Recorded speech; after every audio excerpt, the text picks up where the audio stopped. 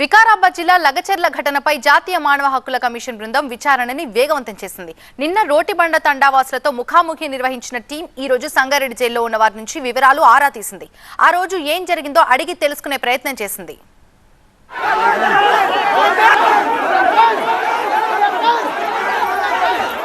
లగచర్ల దాడి ఘటనలో అరెస్ట్ అయ్యి జైల్లో ఉన్న రైతులను కలిసింది ఎన్హెచ్ఆర్సీ సభ్యుల బృందం. 8 మందితో కూడిన బృందం జైల్లో ఉన్న వారి వివరాలు సేకరించింది. ఘటనలో ఏటూ సురేష్ సహా 19 మంది నిందితులు ప్రస్తుతం సంగారెడ్డి సెంట్రల్ జైల్లో ఉన్నారు. వారితో సమావేశమైన బృందం అధికారులపై దాడి అనంతరం పరిణామాలపై ఆరా తీసింది. మరోవైపు ఈ ఘటనలో 5 గంటల పాటు వికారాబాద్ అధికారులను ప్రశ్నించారు ఎన్హెచ్ఆర్సీ సభ్యులు. వికారాబాద్ జిల్లా దుద్యాల మండలం లగచర్ల రోటిబండ తాండాలో ఎన్హెచ్ఆర్సీ ప్రతినిధులు శనివారం పర్యటించారు. ఇటీవలే ప్రజాభిప్రాయ సేకరణకు వెళ్లిన అధికారులపై దాడి చేసిన ఘటనలో అరెస్ట్ అయిన వారి కుటుంబ సభ్యులతో కమిషన్ రిజిస్టర్ ఆఫ్ లా ముఖేష్, ఇన్స్పెక్టర్లు రోహిత్ సింగ్, ప్రకాష్ శర్మ మాట్లాడారు. ఒక్కొక్కరి నుంచి వాంగ్మూలం నమోదు చేశారు.